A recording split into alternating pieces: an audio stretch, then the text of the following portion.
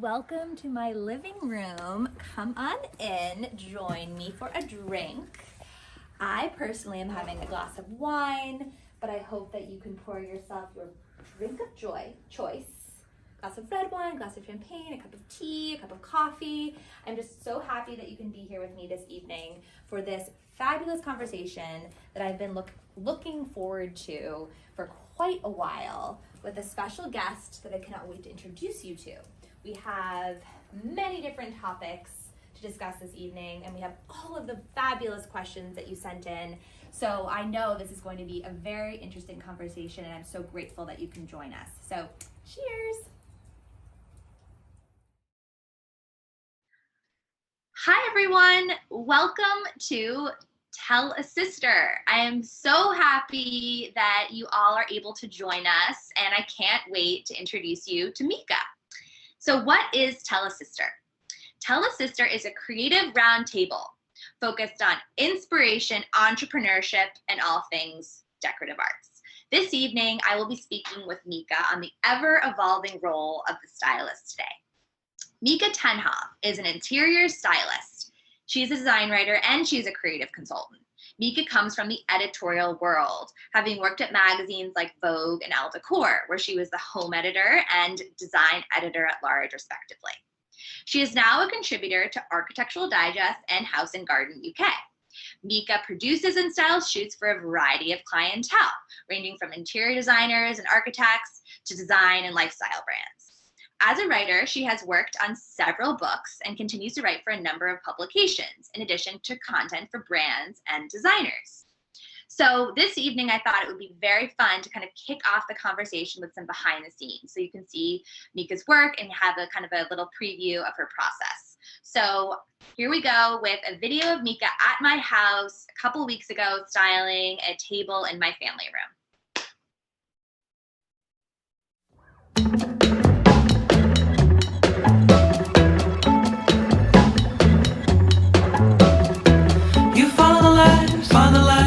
But you couldn't find us. Ooh,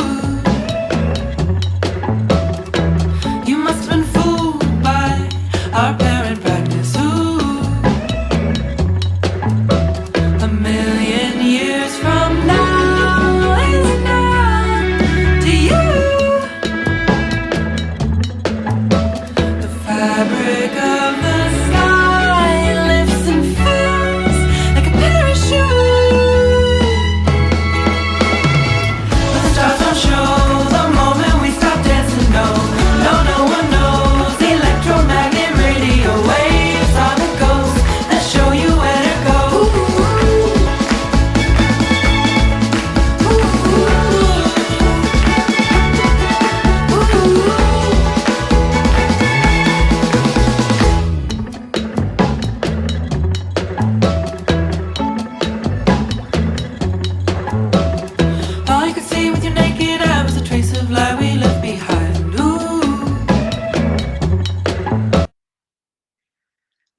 So I know that was so much fun.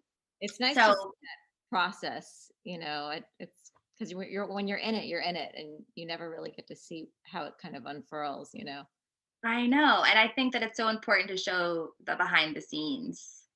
And that's why I really want to start off with this video, because I think it really shows how multifaceted your job is. You are a storyteller, you're an interior designer, you're a floral designer, you have a love and passion for the decorative arts. Just the room you're sitting in right now, I haven't been there in person, but I've seen photographs and it's absolutely amazing. Your barn in, I guess, the northwest corner of Connecticut, or in New York. New York, yeah. New York. So I wanted to kick off the conversation with what past experiences best prepped you for your job today? Well, that's a good question, because I never really set out to be a stylist. That was not something that was really even on my radar. I come from the editorial world and I worked in magazines for many years. And, you know, as a magazine editor, you always have to think editorially. What is the sort of essence of the thing that you're trying to convey? And whether it's through words or it's through images, it's about, you know, cutting down to or distilling to what the most clear picture of what it is that you're trying to say or do or express. And that cuts across images, and it cuts across written words. It cuts across all of those things. So I think, being an editor has really made me kind of fine tune my eye and my point of view and think about narrative. At the end of the day, like, a lot of what I do is building a narrative. Mhm. Stylist is like a funny term because it's like, I don't think of myself as a stylist. I don't know really what I think of myself as, because I do several different things. But I guess that's the apropos term these days. Right, right. No, that actually leads me to my next question, which I know this is a live Zoom, so I apologize to everybody. But Mieke, do you see your the slides? No. Okay, here they are. Yes, now I do. Okay, now I do. Thank you, tech. All right, so that so that was my first slide, which we just addressed, which was a clip from my house. And Mieke has worked at my house. Well, I'm decorating my house slowly, and so this is just a portion of my family room that I hope to keep adding to and keep decorating more. So stay tuned for that. But the next slide I wanted to show you was of my office that Mieke shot last. I think it was this past fall with Reed McKendry. Mm-hmm. And I think that something I just wanted to kind of talk to you about, and this is more kind of behind the scenes, is that, my office had two giant mirrors on either side, and Mieke promptly took them down and hung the artwork on the wall to the left. And I just thought it'd be interesting for people to kind of I thought it'd be interesting for you to walk us through your process when you get to set, when you get to someone's house. What do you do when you walk in the door, and what is going through your mind?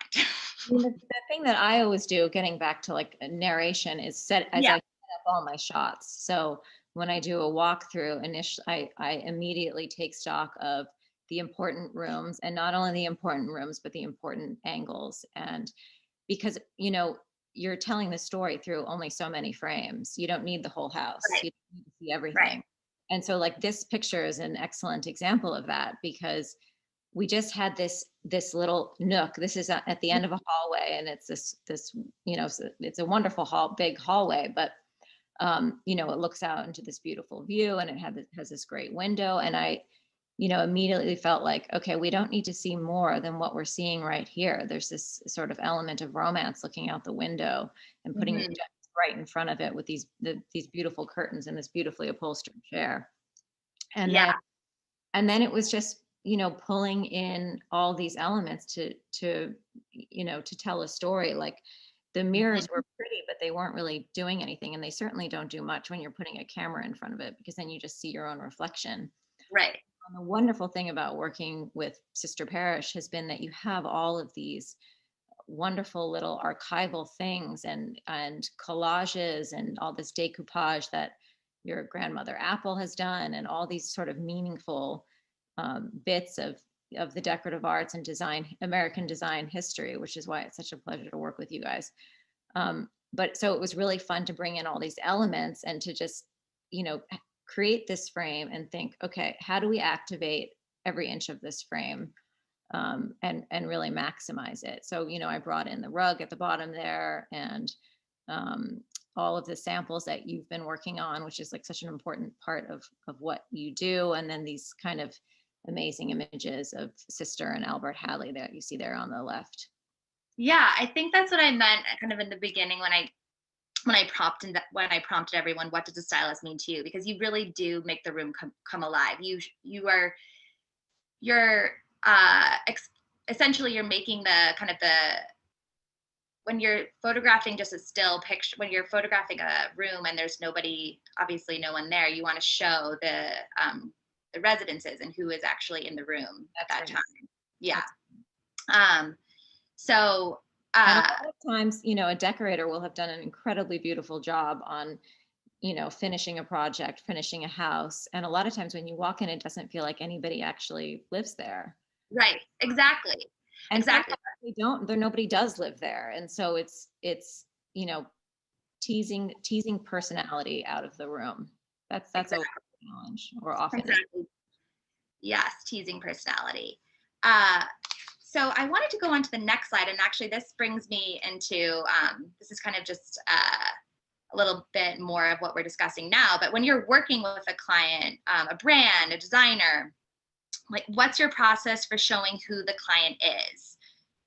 Like, how do you capture their personality? And I think what I've noticed with me at Sister Parish Design, you just kind of, you go, my great grandmother did this. She'd talk about when she'd first go to, you know, a potential client's house, and she'd just like kind of just like start rummaging through their things. Like she'd literally open their closet and start pulling out, you know, and that's what you do.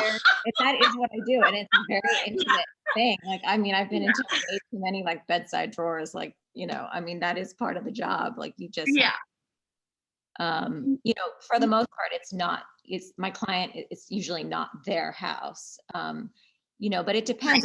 If it's a brand, you know, if it's a brand like your brand, there's so much history out there to read about. You know, I have like Sister Parish books that, you know, for a brand like that, in a way, it's a bit easier because there's so much written about you. Yeah, you already know part of the story. Well, you already know the story. Yeah.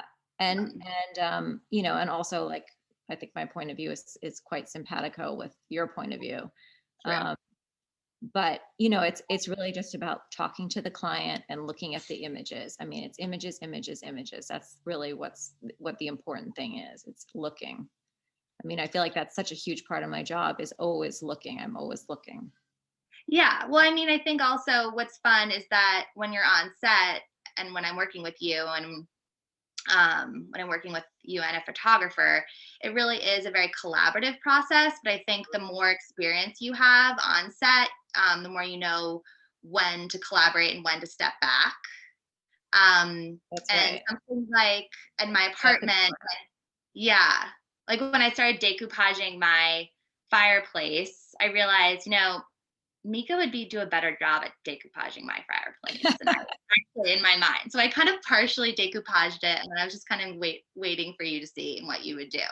And then you added this beautiful vine, and you again you added life to the room. You made that fireplace really pop in that image. You added soul. And I think that's probably, you probably worked on other projects in the past, I'm sure. This is a question I was going to ask you kind of at the end, but there's probably some projects that you find really memorable, I'd assume, where you find that the collaboration between the designer or the brand, whoever you're working with, and the photographer and then whole team behind the scenes is really just exceptional. Do you have a memory or an example of that? I think like so much of that is kind of predicated on like, if I'm responding to something visually, like if it's my, you know, I do so much work that isn't my point of view, which is really interesting and gratifying in other ways. But when I get into doing something that I visually relate to, that is like the most I mean, that's the thing that makes, you know, I mean, my pleasure is visual. You know, I derive so much pleasure from beautiful images of interiors, and I have my whole life. And I suppose that's why I do what I do. But to me, that's the most gratifying part of the job is putting together, composing a picture and putting all the elements together and working with the photographer and seeing the client happy and feeling just ecstatic at the image that comes out of that collaboration.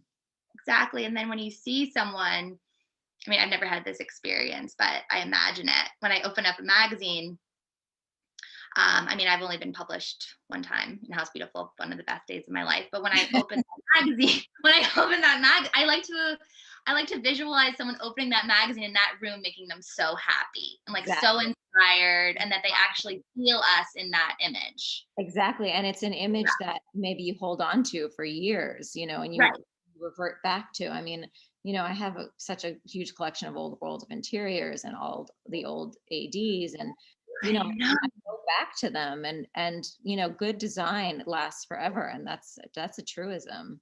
It really is. I mean, there's nothing better to have that time to go through old magazines. That's right. I love nothing more. I know. I like bring a stack to bed with me, and then just, you know. Yeah. Exactly. Yeah. COVID has allowed for a little bit more of that. Oh my God, I know. It's like I miss museums so much, and thank God for books. That's all I'll say. What's your favorite museum in New York, if you can even answer that question? The Met. It's always the Met. It's just there's I mean I love seeing the Neue Gallery. I love going to the Frick. I love so many museums, but the Met is one of those places that you can see everything in the world in a short period of time, and it also is so big that you can just kind of wander without an agenda, and that is really fulfilling, I find. I know, and also really peaceful. It is. Oh God, I miss it. I know, me too. Okay, well, let's go to the next slide. First, I just want you to tell us about where these tablescapes were shot. Just tell us a little bit about these projects. So the left table is Wes Gordon and Paul Arnhold's place in Manhattan. And Stephen Sills was the designer, and Stephen Kent Johnson shot it. And we shot it for for Architectural Digest. And I just love setting a table. I think because I see it as just like this perfect little canvas, and there's so many different kind of elements that you can put on it, and it's a place for color and pattern and the decorative arts and history of objects, and it all kind of and flowers, of course, and it all kind of synthesizes on the table. And I don't always set a table when I'm styling, but if the person that I'm styling for, or if the location has, if the person has a good collection, then it's a joy to like pull it all out and bring it together. And so in this case, those were plates that Carolina Herrera, that Wes, I think had, designed with Carolina Herrera to put in production. Okay. Paul is a glass blower, and those are his glasses. And the napkins, I think they picked up on a trip in Mexico. And then we took this fabric and I sort of laid it on the table horizontally. And, not to mention it's like a pink cement table. It's kind of fabulous. Just about to ask, what is that table? I was just about to ask, what is that table made out of? It looks so isn't it cool? Yeah. And then the right was for El Decor, and it was an Alberto Pinto project in Ibiza, and I shot that I don't know, maybe 6 years ago. And of course, Alberto Pinto was known for the most incredible tablescapes and tableware and table collections that he built for himself, and also, of course, for his clientele. So that was a natural thing he had passed away by the time that I had shot this, but nevertheless, all of the china cupboards in this amazing seaside villa were just stacked with incredible flatware, china, glasses, linens, you name it, they had it. And then, I just went out and snipped some bougainvillea and put it all together. And it was, it's just very gratifying to do that kind of a thing. So that must have been hard to edit. Was that hard to pick what you wanted to use? I know I'm pretty quick. I don't know. You are, yeah. I guess that comes from experience. I think maybe I picked for the first thing, and then it all kind of, followed suit from there. I think I probably picked like whatever my favorite plate was, and then I built off of that. Yeah. Well, I was glassware, as you can see. Oh, lovely. No, cheers. Yes. Well, I was thinking about how textile design for me has made me a better interior designer and vice versa. Yeah. And so I can imagine when you're on set and you're able to you're styling these beautifully decorated houses, I bet that obviously kind of affects maybe how you're decorating your houses in hopes of maybe entertaining in a certain way, or adding those extra kind of flourishes at the end. Like maybe you see an opportunity for something on a table. It just brings it to life a bit more. Mm-hmm. Especially if it has a collection, to be able to like show it in a way that's not just opening up the cupboard or something and shooting it, but actually to make it seem like it's happening, that you could sit down at this table, or you could, be involved with it in a more visceral way. Yeah. And don't you enjoy having dinner parties and having people over and entertaining? Obviously, I love all that. I'm so very frustrated these days. I mean, you love it because it's an excuse to use your collections of china. I know. I have a problem with that, but anyway. Yeah. So Mieke has cupboards. How long have you collected China for? A long time. Okay. And when did this obsession start, and what inspired you to begin this? I mean, it was probably like, vis-a-vis my mother had really pretty plates, and my grandma, I mean, it was just kind of a family thing. And then, I mean, my grandmother definitely had a plate problem. I mean, she would like, they'd be coming out of everywhere, plates. Okay. Um, Okay. and I guess I have inherited that mental malady. Yeah. Yeah. But I mean, Well, they're so pretty and decorative, and like, and you can use them. I think that's part of the thing about the decorative arts that I find so wonderful and interesting. Is that these are objects that people use, that you live with them. They're beautiful and you live with them. And I think it's like that kind of touch of humanity makes the decorative arts so interesting to me. yes. And I don't know what that room is in Sweden. That room, that dining room that's covered, has those beautiful, it's basically bookcases filled with plates. Have you seen that room? I probably have, but I'm not sure which Anyway, I think that's something that you should replicate for yourself, because I totally agree. I think plates in China, obviously, I mean, for me, they inspire my textile design. Yeah, I bet they do. Because you have to think about the repeat and the scale and all of these, and color, obviously. Yes, and yeah. That kind of binds them. Right. And I think you have the confidence, and I forget where, I think you wrote this about yourself in Architectural Digest, but about how you enjoy having color and pattern kind of battle one another in a room. Yeah. That's like definitely a big part of my point of view. And yeah. I mean, I like tension in a space, and I like tension in a picture. I like tension in a room.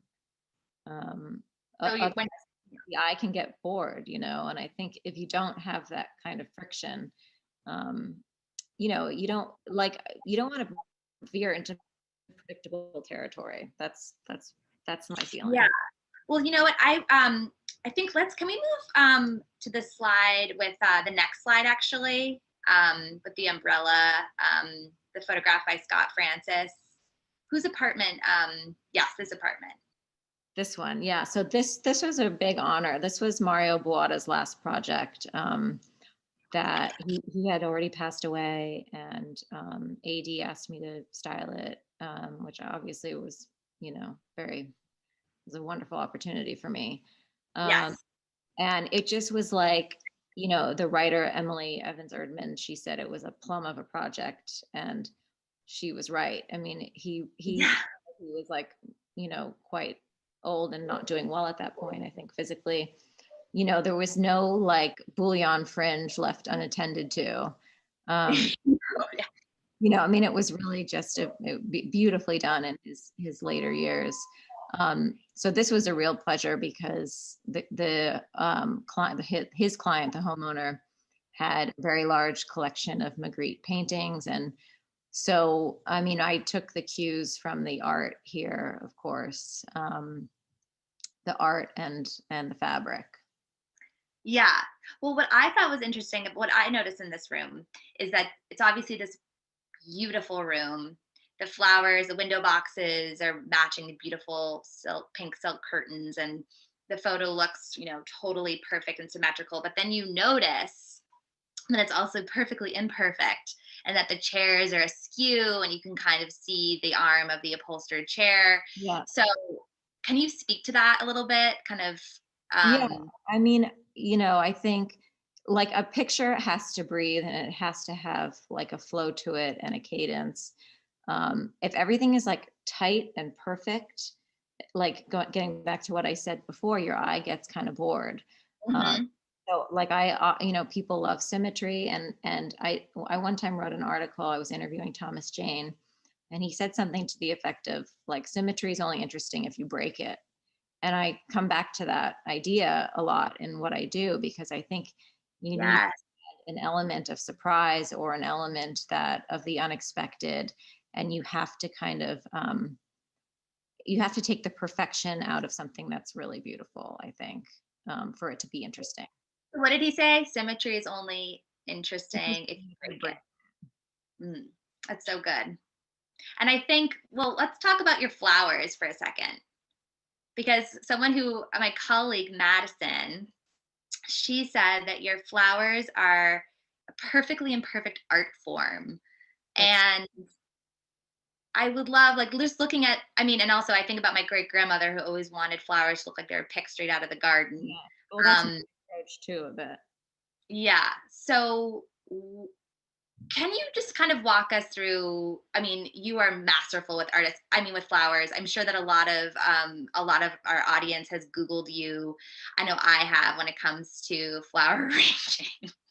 Just like, can you just tell us a little bit more about how your love for flowers began, and just Yeah, I mean, it's so funny. It's not like I grew up being like really that interested in flowers, but I think I just kind of absorbed it. I spent my summers in Maine, and my mom had a garden and was always working in the garden and bringing flowers yeah, in. And she had, beautiful pots, and she would put the flowers in the pots, and she just did them in this really pretty ways. And, it was not something that I ever like really studied or paid that much attention to. And then, just for working, when I had to do a lot of it when I was at Vogue, I would throw flowers together for last minute picture or whatever. And then when I started producing photo shoots, of course, I really um, I had to start working with flowers and getting comfortable with flowers. So there's like no kind of like studied approach. It just became kind of like an intuitive thing that I learned how to do over the years. But like your great grandmother, like I love something that feels loose and lush and living. And the other interesting thing about flowers is that they go through trends just like anything else. And in the 90s and early aughts, I think it was really about these like constricted tight arrangements, often like one note, one color, one kind of flower. And I just like don't think that's so. I always feel like they look tortured, like these tortured flowers that are shoved into some like tight vessel. yeah, So I like flowers where you see like the expression of each kind of flower. And they work beautifully together, almost in opposition to each other and complementing each other.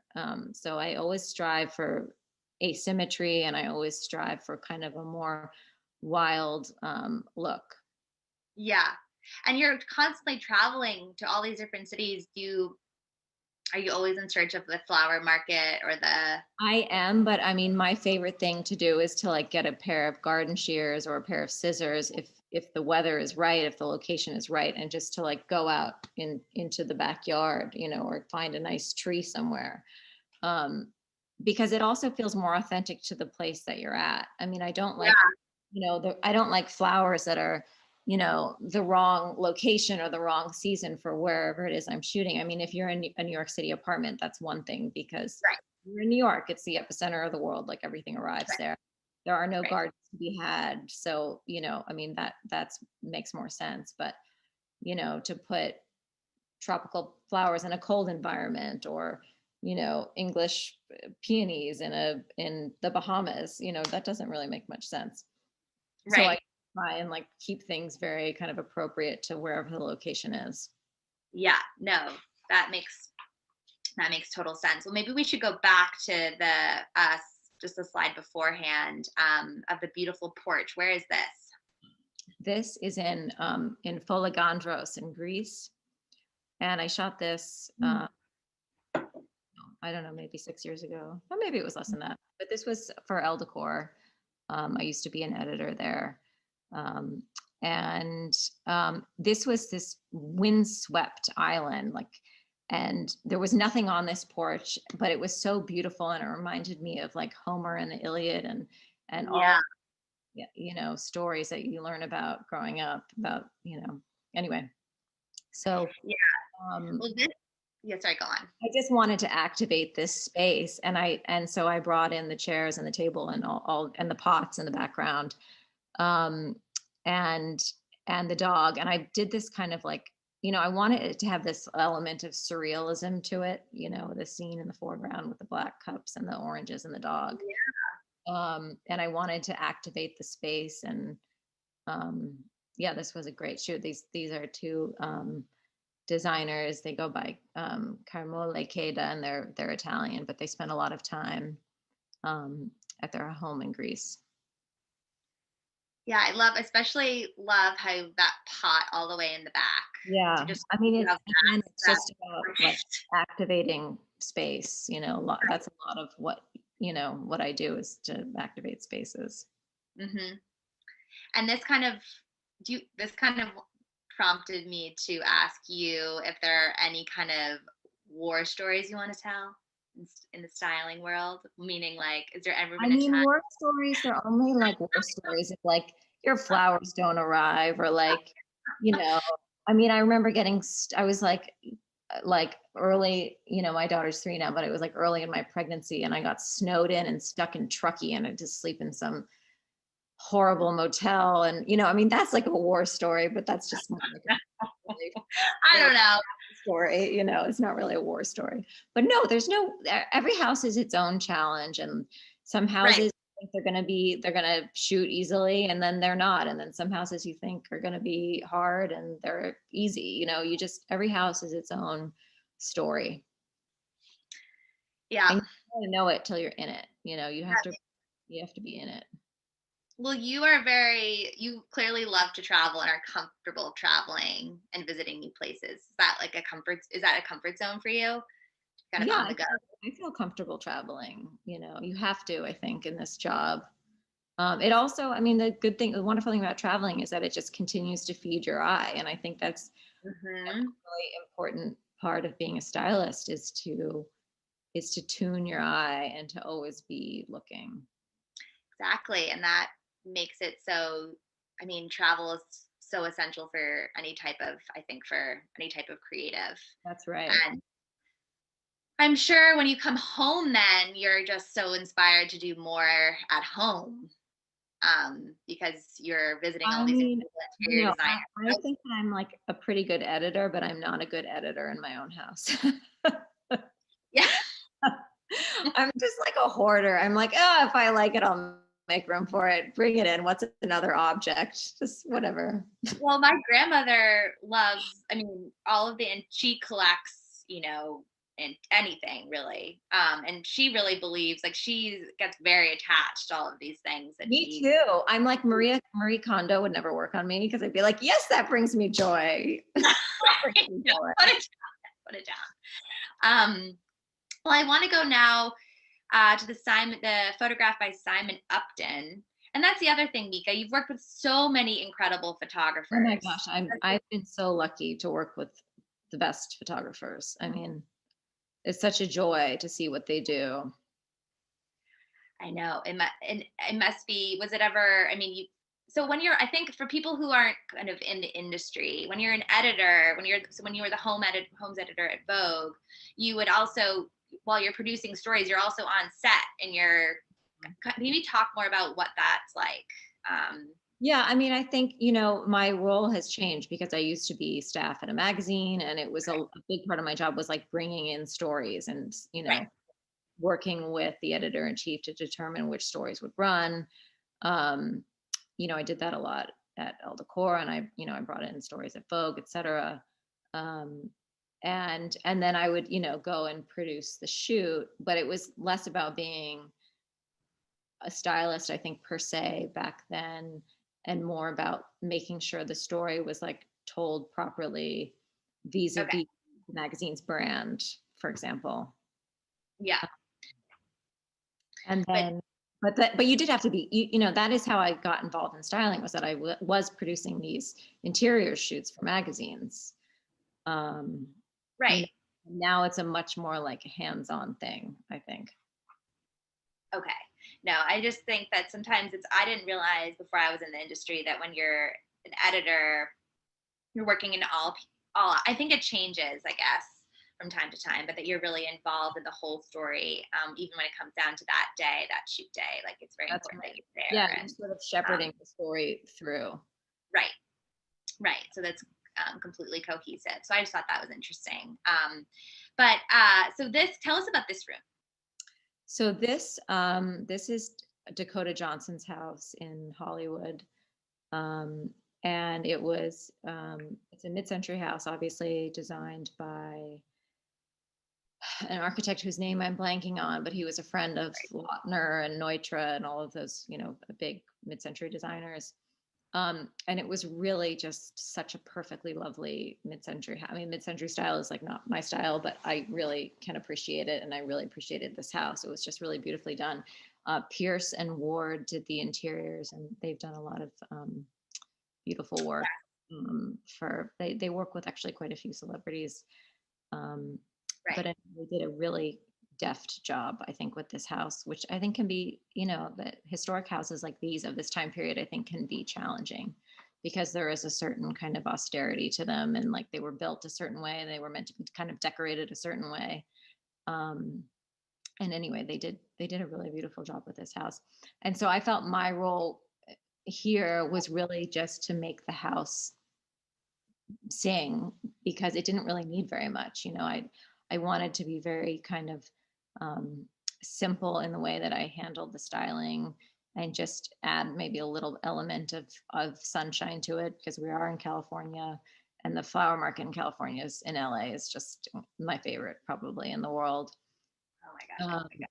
So this was a great shoot, but it was like it was a project where you had to be careful not to like gild the lily or over style. When you shoot celebrities' houses, are they usually there? It depends. They're there. I mean, they are always come. They're always there because we have to shoot them for the portrait. Oh, right. Yes, of course. But yeah. I mean, it's hard. It's like you just being in anybody's home, celebrity or not, and if they're there, like you have to be very sensitive to it. And I always say that part of my job is being like a diplomat, because you have to be. You have to make them feel comfortable that you're in their home, like rifling through their possessions. I mean, it's a very kind of intimate thing that you do as a stylist. No, completely. And it's really similar with an interior designer.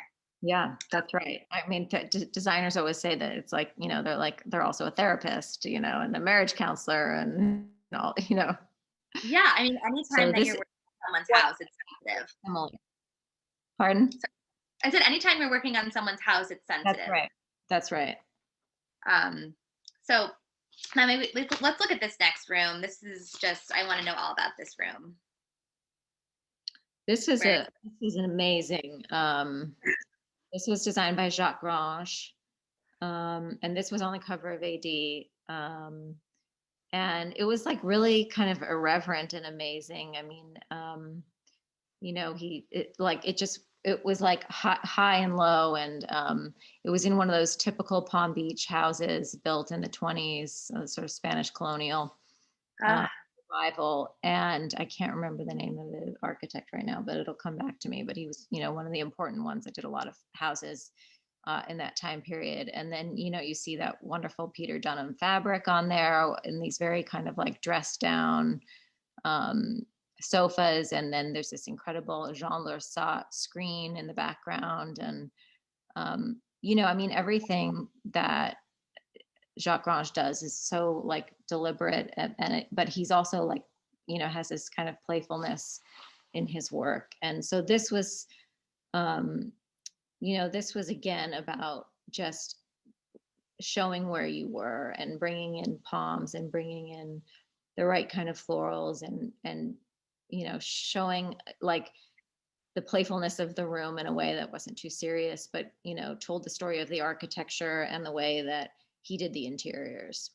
Yeah, I think someone submitted a question, and I'm so sad I don't have it in my little stack here, so I kind of want to reference it now. But I think Jacques Grange is a perfect example of someone who just has so much confidence. Yes. I mean, he's an unbelievable designer, but that you are able to incorporate all these different. That's what's interesting. It's like he's like following the rules, and I think like the most successful interior designers have this sense of being able to layer the serious with the not serious, and that's what to me like results in a really successful interior. Yes, and I think also, Mieke, when I look at this, you are inviting us into the room. Yeah, through the object. I think that's always really important, is that you want to feel like you're coming through the space, that you are actually in the space, and you're not just looking at a picture. Yes, and that's what Sister and Albert sister was known to come in after the installation and bring in all of the blankets and the baskets and the flowers and the books and all of that. And, bring in the clients, like, own possessions and scatter it around so they made it feel like home. And in a way, exactly what you're doing. Yeah. And it's really necessary. And I know I talk to a lot of designers and they say, like, in the end, a lot of times their clients, they just like don't want to spend the extra like 10% on accessories. But if you don't have those layers, an interior can read as really kind of staid. Yes, agreed. So this is a really good question quickly from Molly Acker asking, how do you prep for a shoot before you step into a house? So it's really about, I think I know Molly. Hi, Molly. I think it's, what's really important is seeing, I always need scouting shots. Like that's really the most important thing to me is the scouting pictures, because then I can have a conversation with the client and say, okay, I'm going through the images. This is what's missing. You don't have enough textiles. You don't have enough books. You don't have enough objects. You don't have enough side tables. You don't have enough lamps, like whatever it is, or art. I mean, a lot of projects don't have the right kind of art or enough of the right kind of art, whatever the case may be. And so it's having this conversation in advance to make sure that we get the pieces that are necessary. So then when the time comes for the photo shoot, we're not scratching our heads thinking, oh, we really need this thing for this picture to work and we don't have it. And then the other thing that's important about scouting pictures is, just for me to mentally wrap my brain around the color story, because that's going to dictate the florals that I bring in and figuring out the colors that I want to emphasize. Yeah. So that's just, I think it just then comes back to collaboration. That's right. It's always a collaboration, and it's a wonderful kind of, it can be like a really wonderful relationship between the designer, the architect, photographer, and the stylist. And, that's like the fun part of the job, is like having all those things kind of come together and everybody brings a fresh set of eyes to it. Yep. No, completely. It reminds me of working in interior. I think everything about, for me, everything about interiors, everything about design all comes back to collaboration. And when everyone can let, everyone do their job and what they're good at, is when you see that kind of miraculous room or whatever it might be. And like a lot of, I feel like sometimes the process is counterintuitive. And if you, you're not familiar, you're not accustomed to doing photo shoots or working with stylists, is that, a lot of the things that I feel like I do is do something that doesn't seem obvious or might even seem strange. But there's always a reason to do it. Exactly. Sometimes it's hard to let go. Yes. And I think that's the hard part for a lot of decorators, is that like they're so invested. It's like their baby and they see it this very certain way. And it's hard to kind of step back and see it from another point of view. And I think that's a lot of times where the value of a good stylist comes in, is that they're able to say, okay, what about looking at it from this perspective? Right. Yes, that is totally true. And I think that the whole thing is when you're actually in a space, in an interior, it's totally different than looking at an interior through a lens. So totally different. It's totally different. Yeah. And the more photo shoots I'm on, the more I realize that. So I think you've had so much experience. So that, when Molly asked the question about how do you prep for a shoot, it's just that the fact that you've been on set and done this for so many years and with so many different types of designers and so many different locations, that that is really why you can come in and feel that kind of confidence that Jacques Grange feels, that confidence to come in. You have to be decisive and you have to have opinions. I think that's, one of the more important parts of this job, is being confident and trying something. And even if it doesn't work, then you move on and you try something else. But I think, being opinionated and having a point of view is really important. And I think that's true for any, creative line of work. I agree. Especially when you're on set and you have how many hours or I know. light. Yeah, I know. That's in the winter. Right? You'll have Practically, there's no time. I know, it's hard. Yeah, it's hard. Okay, so we are now going to answer. I have a handful of questions here, and we had about 50 questions submitted. I know I'm going a little bit over, so I'm just going to get right in it. Okay, so my first question is from Elizabeth, and I apologize if I don't pronounce her name right. It's from Elizabeth Wolfarth. What impact do you think COVID has had on design going forward?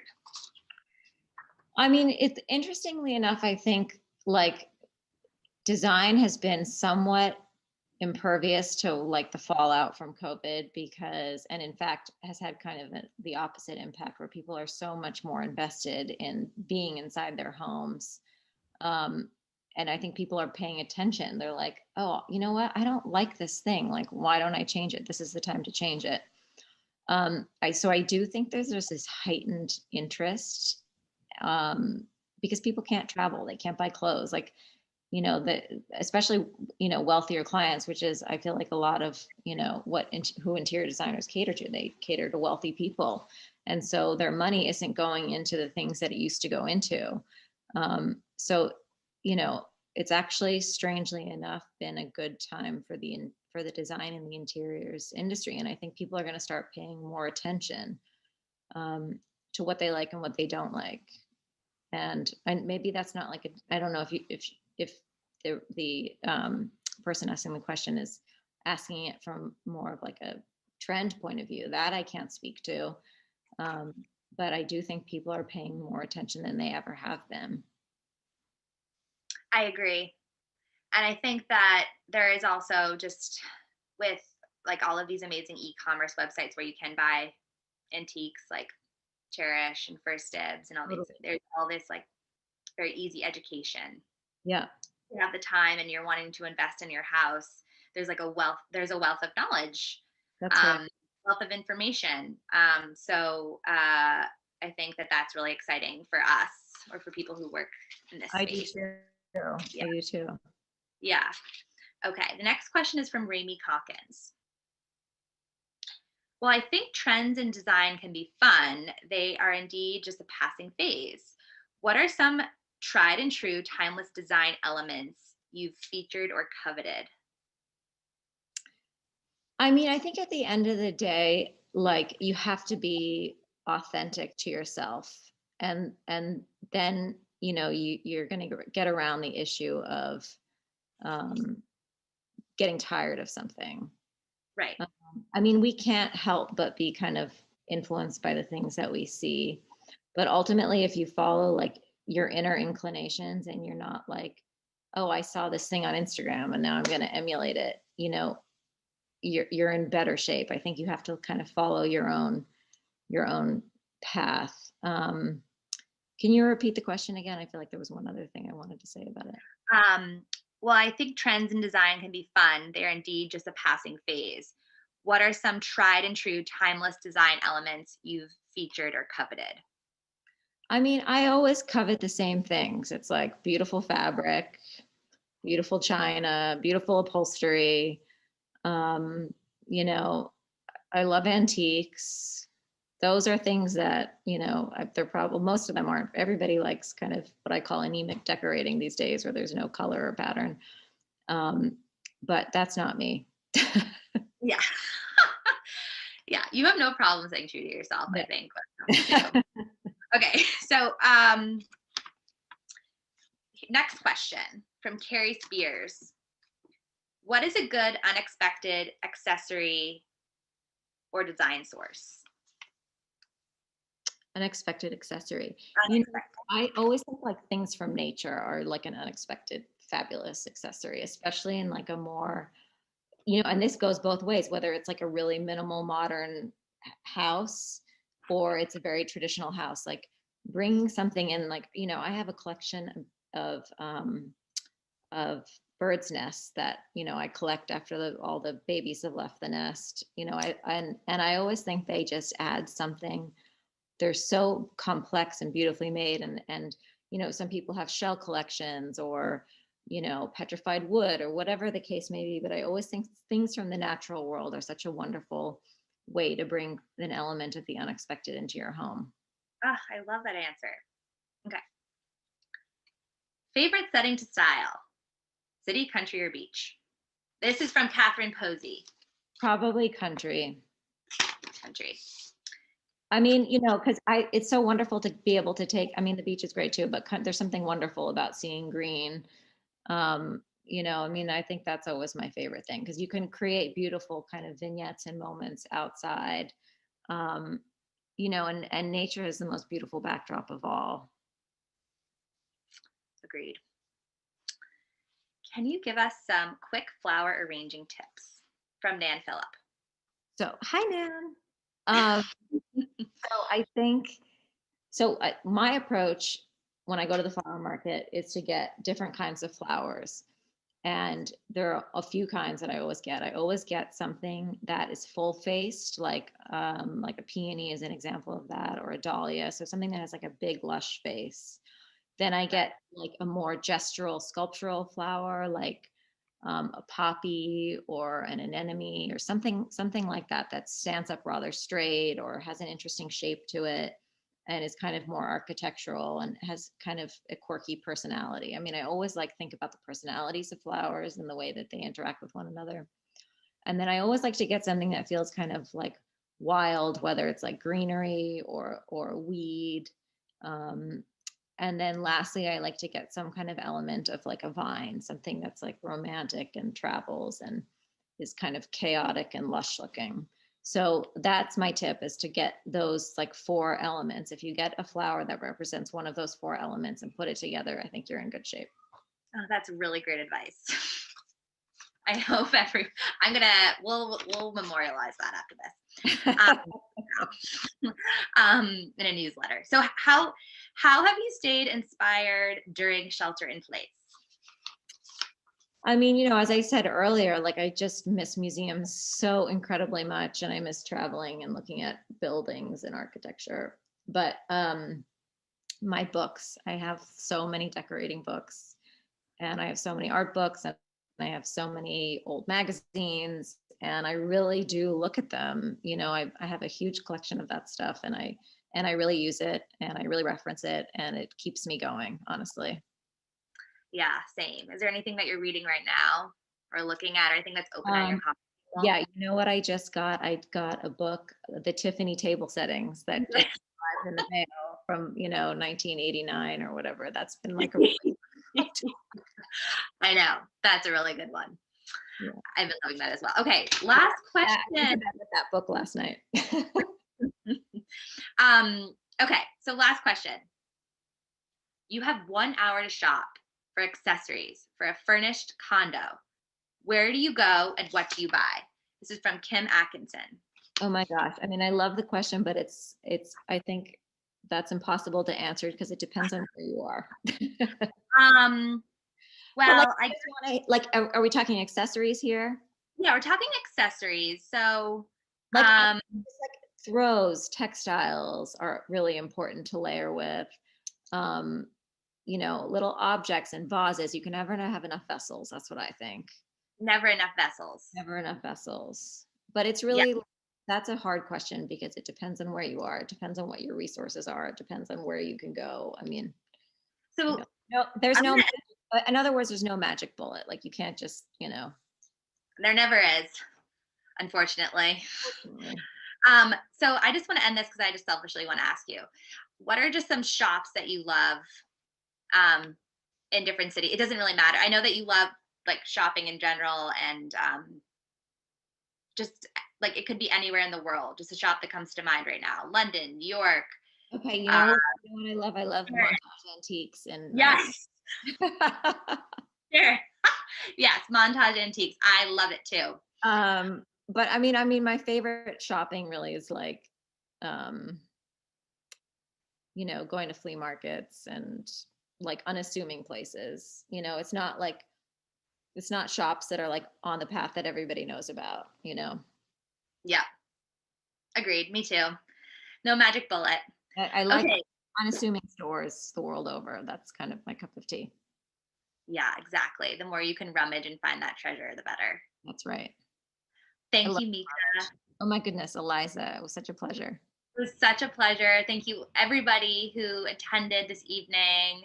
I'm so grateful for all these questions still in our chat box. So, Mieke, maybe afterwards, at some point, we could go over some of them and get back to as many of you as we can. Absolutely. So, thank you. Enjoy your evening. And Thank you all for listening. yes, thanks, Mieke. Bye. Have a good night. You too.